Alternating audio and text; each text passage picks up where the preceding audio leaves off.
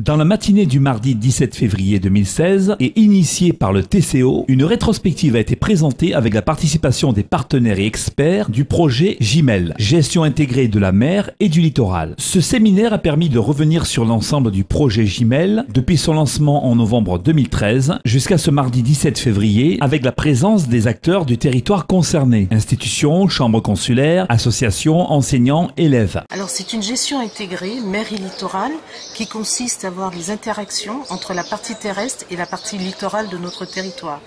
Alors c'est une gestion concertée, il y a eu 2 ans d'études sur la GIML, 2 ans d'études qui ont permis de collecter des données et qui seront ensuite partagées auprès des décideurs, auprès des aménageurs de demain, pour que nous tirions les conséquences de ce que l'on constate sur les impacts sur le milieu marin, pour ensuite faire des aménagements qui soient cohérents et adaptés. Alors l'État doit être le catalyseur, le fédérateur, puisque ce sont des sujets complexes avec de multiples acteurs.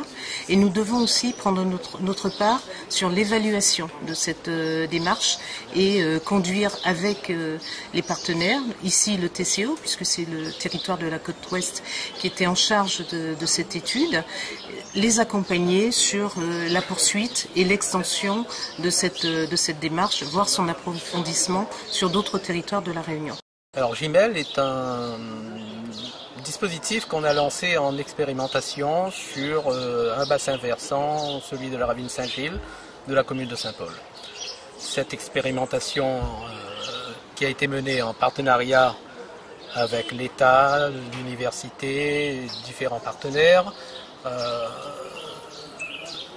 a été entamée il y a 2 ans et on arrive au terme d'une première phase de cette expérimentation.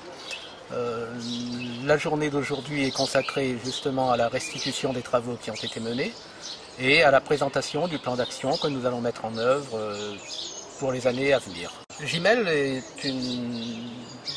est une approche importante en matière d'aménagement puisqu'elle permet de mettre en relation tous les acteurs qui interviennent sur le territoire terrestre, car toutes les actions menées sur ce territoire, surtout sur le bassin versant, ont un impact sur le milieu marin. Et on a constaté sur le bassin versant que toute action peut être extrêmement dévastateur si on n'y fait pas attention.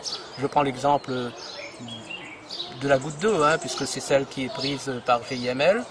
Une goutte d'eau versée sur le milieu terrestre s'infiltre et atteint la mer par le biais de la nappe phréatique. Donc si on ne fait pas attention, tout va se transmettre à l'océan. Le TCO se positionne en animateur du dispositif. C'est-à-dire qu'il va définir les actions à mener, mais le TCO n'a pas un rôle central. Le TCO, comme je vous le disais, est un animateur. Il va mettre en relation tous les acteurs concernés. C'est le rôle essentiel de notre collectivité.